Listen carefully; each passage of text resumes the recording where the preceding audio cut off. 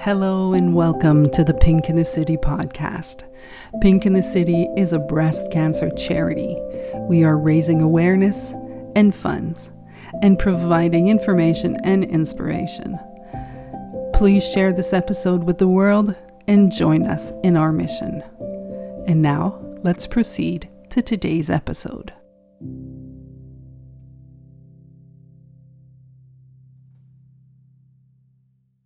Hi, this is Pink in the City. My name is Angie Tsakiris, and I'm with my great friend Cristina Silva today.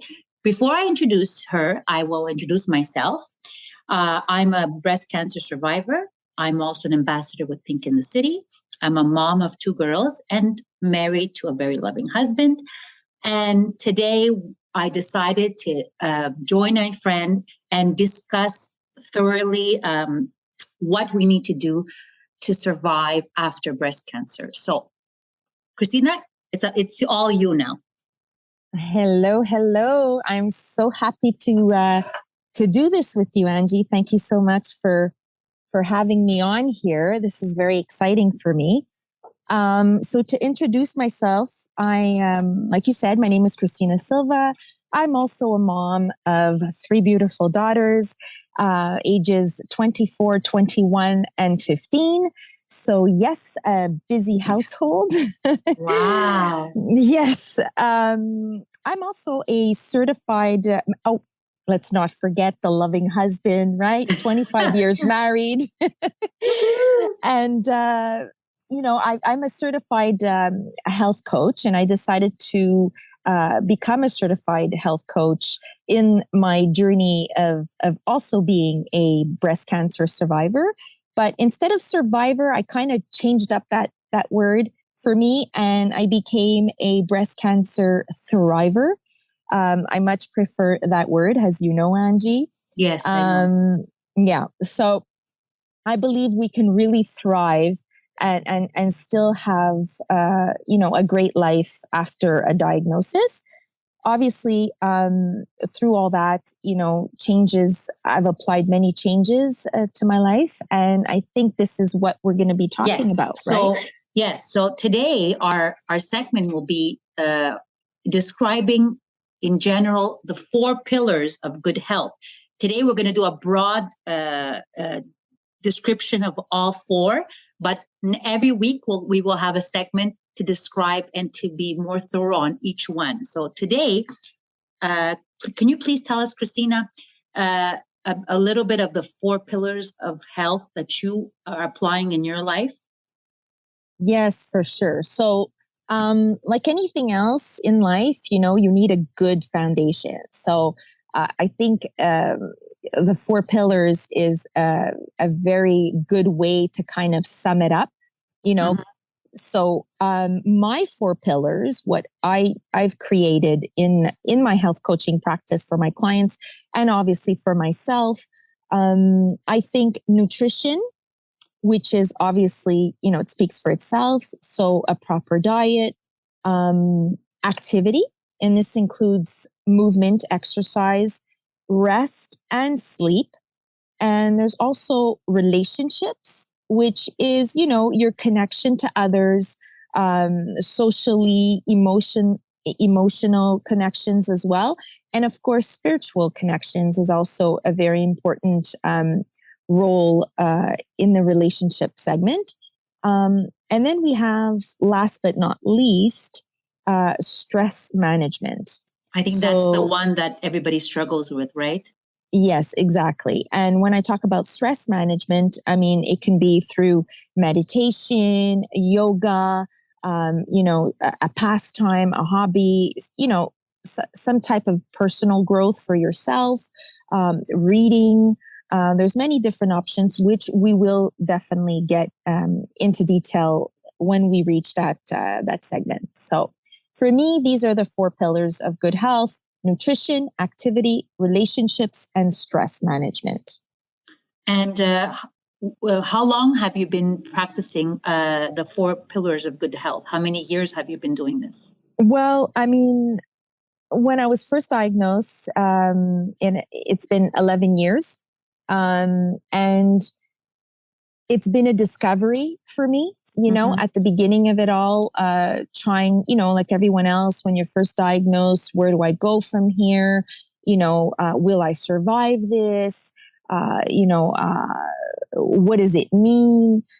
So I went through all that phase of the diagnosis. And then I kind of said, you know what? I know getting a diagnosis of breast cancer, I know you can die from breast cancer, but I wanted to go out there and find survivors, because I wanted to know that you can live, after a diagnosis of breast cancer, and not so much the dreaded, this is the end of everything. So I really switched my mindset and I put it on full gear. And this is how, with time, I've created these 4 pillars, because I've come to realize that, you can have nutrition, eat everything very healthy, have your exercise and all that stuff, until you're blue in the face. But if you don't have, good standing relationships and connections with others, and if you don't manage your stress properly, it really plays a role on the outcome. Can I ask how? You, Cristina, when you after you got diagnosed, what clicked in your head? What moment? Who or what made you change the way you live your life? Did somebody help you, or did you do this on your own? Actually, it was something I decided to do on my own. But obviously, I had cheerleaders, which were my immediate family, my husband and my daughters, my mother, sister-in-laws, brothers, they were all very, very supportive of, me applying the changes to my life and making time for me and prioritizing my health and my well-being. So, it started off as me wanting to do something for myself, a lot of research, a lot of reading, connecting with different people, asking questions.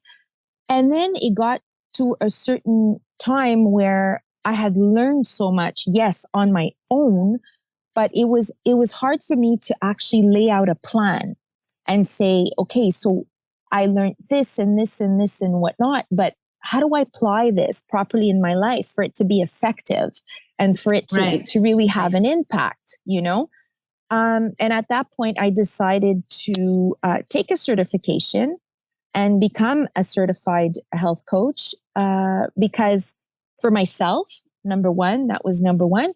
But also in all that, I came to realize that with this newfound passion of mine, I can actually help educate others and help people, Do you have an Instagram account, or can anybody reach out to you if they need you? Yes, of course. So I named my Instagram account Healthy Life in Harmony. So you can find me there. And that actually speaks for itself, because I believe, that in harmony is where you find a healthy life. And I think being in harmony touches many aspects of a healthy lifestyle. And I also have a website at www.healthylifeinharmony.com that you can also reach out to me there. So that's basically my life passion now, is to educate women, and let them know. Because when I was first diagnosed, Angie, I was just searching for survivors in every direction, and I met some wonderful people, some really wonderful people that were having a great life. And you met them through from the hospital? Did you meet them through the internet? Did you meet them? Where did you meet these survivors from where? Well, a little bit everywhere, I have to say. Yes, some through the hospital, some through connecting through friends of friends, some from the internet as well. I became, I was part of many different Facebook groups, private groups, and I still am. And I'm very active on these groups, because I believe that a healthy support system when you're going through something like that is super important, just to have that relation, and speak to other women that have gone through what we've gone through, is just so, heartwarming, and it's positive, and it reinforces the fact that, a breast cancer diagnosis doesn't mean that it's the end, so. I have to tell our listeners that when I got diagnosed, I had you. Cristina was my mentor, and she was my crutch that I relied a lot on her to help me out. And we grew closer, and I've learned so much from her. So that's why I knew that I needed to have her on our podcast, because she has so much to teach others as well. And I can't wait to do our segments every week so we can inspire other women that there is a lot of hope out there. Yeah, for sure. And you know what, Angie? I mean, thank you for that. Thank you for your kind words. But you also pay it forward, because you've helped many people along the way as well. And but it's all like it's a domino effect, right? That's right. You're helping me, gave me the strength to help somebody else. Yes. So, and then that person helps somebody else. So most definitely. We need to stand together and help one another. That's for sure. Yep, exactly. Support is imperative for sure in the survival. Of course. And the 4 pillars, there's primary foods and secondary foods. Can you explain that to me and to our listeners? Yes. So in my learning of health coaching, I graduated from IIN. So it's a school that's based in New York City. And one thing they taught us is that, yes, primary foods, which is, what we nourish our body with, like the foods that we eat every day, what we drink every day, this is our primary foods. But we also have our secondary foods, right? So our secondary foods are our relationships, our career, our spirituality, our pastimes, our goals, our achievements. Those are all things that nourish us in some way, shape, or form, so they're also very important, our home environment, our daily routines. I mean, these are all things that we take for granted, but they're so nourishing, and if you've got them, set up in a healthy way, I mean, even more so, right? So I think we forget that we need to feed our body and our soul as much food as our spiritual side as well. We forget about our relationships. We take it for granted. Oh, 100%. 100%. And it has a huge impact, I mean, I've been diagnosed with cancer more than once. And my first diagnosis, I really focused on, nutrition and movement and, activity. And I did that, for 7 years. And then on my second diagnosis, I was really, really shocked that this was happening to me. And I said, how can it be? I'm eating so well, and I'm exercising and, doing everything that I think is right to give this vessel of my body all it needs to heal and to thrive. And then I come to realize that, my relationships, my stress management, which is my other 2 pillars, they were not strong. They were not where they needed to be, so. How did you figure it out? Did you go through a process? How did you realize it? Well, I sat down and really looked at everything around me. And, a lot of people throw around that word today, toxic and toxic people and toxicity around you and this and that. But you know what? It really does play a role. And I'm so happy that we do talk more about it, because I basically decided to surround myself with people that would uplift me, and people that, would give me strength and not so much tear me down or dim my light, as they say, So I went through that process as well as just, clearing the way, of fixing, some past relationships and letting go of certain things. And so I went through all that process and still going through, because it's not something that is done overnight, you know? And also the stress management part, you know? So just being able to control the amount of stress. I mean, your daily stress and the hustle bustle of every day, you know, taking care of the kids and the house and the husband and the food and, you know, your career, your job, your this or that. I mean, that is stress in itself, but, you know, it's also taking time to rest, Right. you know, having, you know, I concentrating. think that's what I learned a lot from you too, because on a daily basis, we're so busy working, taking care of the kids, and then where's your time? So I've tried on a daily basis to always find time for myself, because you're in back of my mind. It's true. Where is your, for me, it's, you know, I love to run. So it's my running that kind of relaxes me in the morning. Everybody has to find their niche. Yes, exactly. And it could be so many different things. It doesn't necessarily, you know, need to be, you know, a run or a swim or you know, it could be so many different things. But I think just setting up a great morning routine and a great bedtime routine as well, because sleep is imperative, right? I mean, sleep is so important. You know, that's where your body gets to just replenish itself. And it's so important to have a good sleep. So, you know, focus on that, you know, and also stress management, right? Doing things to calm the mind, you know, to have some kind of release and not always be in that go and produce. We need to let go of that. So, you know, family moments, family vacations, you know, even staycations, you know, but just make them worthwhile, because, you know, people take vacations, they stay home, but what do they do when they're home? They're working, but working at home, you know? So they don't necessarily take that time to really, you know, enjoy themselves and really give the rest period, which is so important.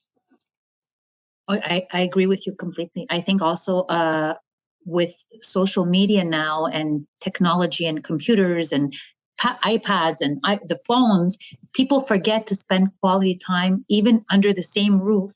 We don't spend time with each other because everybody's in their little corners. So I think we need to spend more time with our families, but doing quality things together, like watching a movie or I don't know, playing a board game. I think that's what COVID taught me. Yes, connections. For 2 years, we lost each other and we found one another. Exactly. And you know what? Balancing all these aspects of health, it can be challenging in our busy lives, you know? But understanding more about where your strengths and challenges are, you can take steps to build and maintain a very strong foundation, which is your 4 pillars, you know? So, yeah. And women that are going through breast cancer now and doing their treatments, what advice can you give them to give them some inspiration and hope that there is a tomorrow and there is a light at the end of the tunnel? Well, what I can say is, you know, focus on positivity, even though it gets really dark at times. You know, just don't stay there. Don't live there. You know, try to shift your mindset to survival mode, you know, and believe that you can achieve. So your thought process is so important in your survival. So, you know, keep that focus and surround yourself with people that are gonna uplift you, that are gonna believe that you can do this, believe that you're gonna be okay, you know, and that just gives you strength and power to keep going. You know, I know for me, that's what I did. But don't get me wrong, you know, I did have. For everybody. Yes. Everybody does. Yes. Exactly. We did have, and you're allow yourself, you know, that good cry. Oh, and I was just going to yourself, say that you don't understand how many times I sat in my living room crying my eyes out, crying. Thought it was I thought it was over. That's it. Exactly. But it's not over. It's not over. And it's normal to feel like that, you know, but when you feel like that, it's good to have someone, you know, that you can call, someone that's going to uplift you, someone that's going to give you a sense of direction again. Don't sit there and live there, because that's where it's not healthy. So, can you please state that beautiful saying that you, when we went on our retreat that you hosted with Sophie, that beautiful saying that you said and everybody had to repeat. Can you tell our listeners? Yes, of course. And it's one of my favorite. So this is how it goes. What you think, you create. What you feel, you attract. What you imagine, you become. Oh my God, I just got goosebumps. I swear. I mean, it's so powerful and it's so true. We need to think like that every day. Yes, Angie. Every day. It is so powerful. Most definitely. Mindset is so powerful in the recovery process, for sure.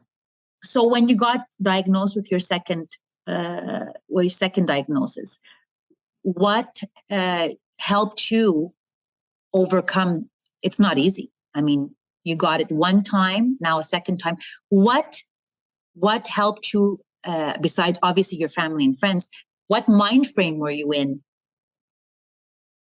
Well, it kind of made me, how do you say, regroup, because like I said before, I was eating well, I was exercising, I thought I was doing everything right to really give my body, some healing powers. But when I got my second diagnosis, I felt like somebody just kicked me in the stomach. I was just like, what? I was so caught off guard. And I said to myself, I mean, no, this can't be happening again. Like, what am I doing? What is wrong? What is, and it's trying to go to the root of the problem. And this is a lot of times this is what I would, ask my medical team, like, what is causing the cancer? I mean, I knew it wasn't genetic, right? Right. But even if it is, there's this little saying that I repeat to you often, which is genetics loads the gun and lifestyle pulls the trigger. Oh, I agree with that. That's right. So even if it's genetic, you still have some type of, not control, but you still have things that you can do to prevent, because I'm all about prevention, right? So there's a lot of things that I know today that I wish I would have known, 12, 13, 14, 15 years ago, because maybe, just maybe, I could have avoided, the cancer diagnosis, who knows, right? We can't, nobody has nobody can see, what could have happened if this and that and whatever. But I'm thinking that if I would have had the tools that I have today, I'm pretty confident that I wouldn't have ended up, with the cancer diagnosis. I was, where I was, I was not taking care of myself. Everybody else came before me. We're moms. I was going to say that because you're like, I find we're very similar, where we're the mother hens. We're the ones that love to nurture and love all the people around us, but we always put ourselves last. Yes. And it's something that I still do sometimes. And I see, and I'm there, oh no, I'm doing it again. I stop myself. Okay, wait a second. I'm feeding everybody, but feeding them with food and love. Wait a second. Where's me? So I'm learning to let go of that, and that the kids are older now. They don't need mommy feeding them, taking care of them. That's it. At a certain point, it's that letting go, and really, we're only doing them good, by letting go, because they need to spread their own wings as well, So if you look at my bio in Healthy Life and Harmony on Instagram, I say certified health coach, healthy lifestyle educator, fitness motivator, self-love advocate, and inner peace guide. That's the most important. That's right. Which is, I think it really sums up what I've become. So it's not only I'm a certified health and wellness coach, the wellness was added later on in my title because at the beginning I was a certified health coach. And then when I come to realize that health is also wellness, it has so much to do with self-care, and it's not only, again, it's not only through nutrition and exercise and, sleep and rest and whatnot. It's these connections to others, socially.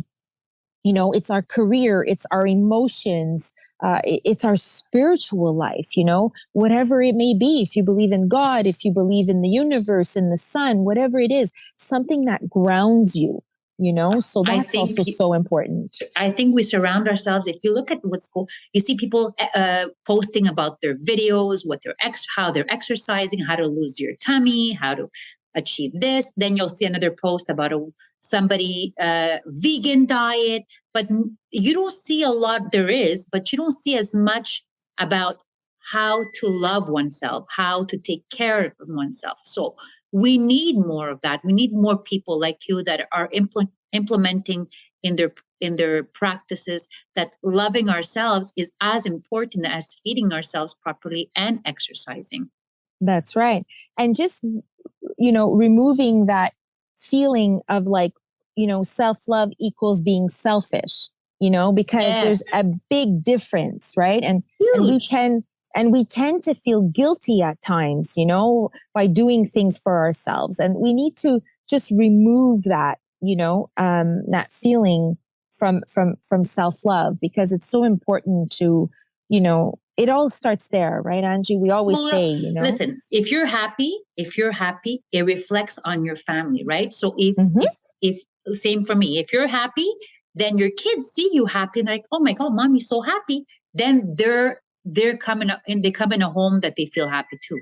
That's right. It's their comfort, right? So, us being, moms, we're like, we're their pillars, like this is the way we teach our kids. So, set the example and let them know that it's okay, to create, healthy boundaries with others, and knowing that, when work stops, it's okay to take time to rest, and it's okay to, not check your emails 24 hours a day. And it's okay to take that time to disconnect. And vacation means that disconnection, from the hustle and bustle of every day. And it's so important, it's underrated. I find sometimes people are just like, it's just a vacation. No, it's so important for your health, creating memories and just that valuable time spent with people that you love. Let it be, your husband, your kids, but if you're not married, it could be a very good friend. It could be,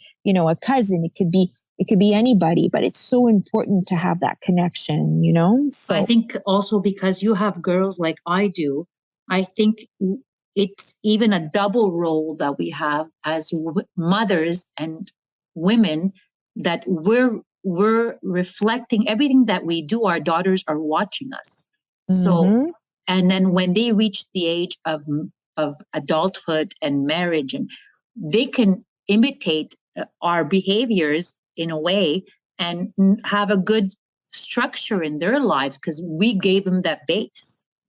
Well, you know what, Angie, you said it very well. And when I was diagnosed, that was one thing I changed in my life a lot with my children, my relationship with my children, because I said, if something happens to mommy, I want my kids to be able to be, able to somewhat, be independent and not, spread their wings and not always rely on mommy or always, it's great. It's great to have that support 100%. But I really wanted them to feel confident enough that they can, go through life, standing strong on their own as well. You don't find that I find for myself that the cancer diagnosis actually strengthened them, because at one point mommy wasn't able to be strong for them as much as she could because she was sick. So they had to pick up the pieces with their father. And so they learned a lot of self-help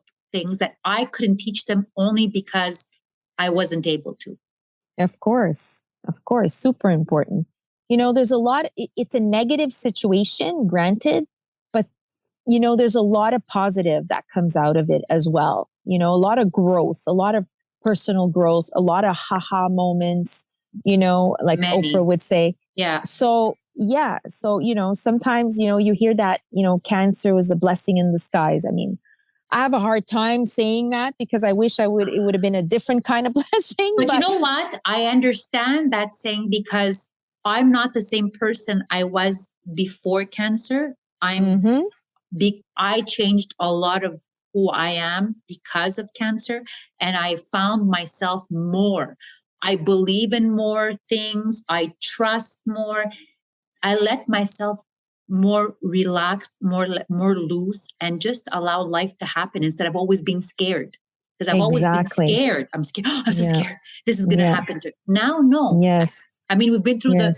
the worst thing possible. Exactly. Well, beautifully said for sure, Angie. It definitely has, taught me a lot as well. And again, personal growth, it was food for the soul. That's for sure, So yeah, I would 100% love to repeat, that little saying, because I think that the more you repeat and the more you make it, I agree. your daily affirmation. And this is why, when I held that women's retreat up north. And believe me, I want you to do another one because it was so successful. I loved it. Oh, great. I'm really happy you did. We really enjoyed hosting it. And most definitely it's something in the near future, probably sometime in the fall. Can you tell our listeners a little bit of what we did? So then if they get a little preview of if ever you'll do another one? Yeah, sure. So the retreat was all about, again, personal growth, and just, educating women, on how to put yourself first and the importance of a healthy lifestyle. So we did vision boards, all together. So there was like a whole day, workshop planned out around creating your own vision board. There was a lot of work. Can you tell them what a vision board is and a little bit of it? I know what it is. I've done 2 of them with you, but can you just give them a little taste of what it is? For sure. So a vision board for me, I kind of say it's kind of like your grocery list to life, So when you walk into a grocery store, you're going in for that one thing that you wanted. And then you get so distracted because this is on special and that's over here and that's over there. You end up buying all these things. And then you get home and you're like, oh goodness, I went to the grocery store for that one thing and I actually came out and I don't even have it. I mean, oh my God, you know how many times this happened to me? Exactly. Because you get so distracted. I do. You're so distracted. So that's what it is. So life has a lot of distractions, right?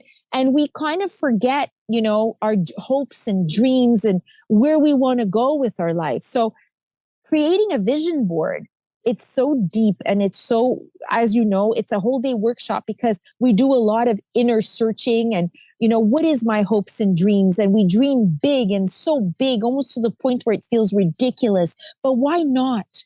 Why not? And we cut these pictures out of magazines and we even feel connect. guilty cutting the pictures out. Sometimes like, I'm not deserving. Isn't that crazy? Isn't that crazy?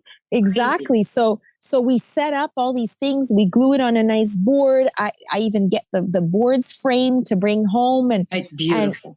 And it kind of gives you, again, it's your grocery list to life. It gives you your sense of direction. It lays out your purpose. It's super powerful. Tool. I mean, I hung mine in the bathroom. Every morning I wake up, the first thing I see when I go to the washroom, I see my vision board. And I'm reading it on a daily basis. Oh, power. Or whatever I stuck. Happy life. And it motivates me. It motivates me on a daily basis, every day.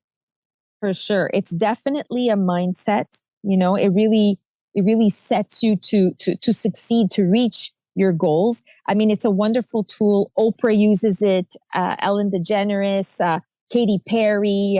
Wow. Lots of these people have utilized these vision boards and they're wonderful and they work. Obviously they're not magic, but they keep you in line and they keep you forward. Keep going forward. So it's a great tool to have. And I'm a very big promoter of vision boards. So that was part of our retreat, a big part of it. The retreat included a lot of energy healing with my coworker, Sophie. She's a certified Reiki master, and she also has her yoga certification. So there was a lot of Reiki going on, a lot of yoga going on. So it was like a whole package of really powerful moments, and nobody was obliged to do anything they didn't want to. So that was really lovely. You know, you also had your moments where you can just take the time to rest if we wanted to. We went for walks in the woods. It was just a wonderful time, and I can't wait to repeat it in the fall as well. Wow. I can personally say that it was something that I will not forget. And it did change me after I got home, and it made me better. So that's great. I love to hear that. So on our next segment next week, we will be discussing one of our pillars, which is nutrition. And we will be talking about it more thoroughly, and we'll be exploring on a weekly basis our 4 pillars that we need for survival. Yes. So if you don't mind, if you don't mind, Angie, I'll read out one more time. Yes, go. Okay. All right. So let's take a deep breath. What you think, you create. What you feel, you attract. What you imagine, you become. And that's it.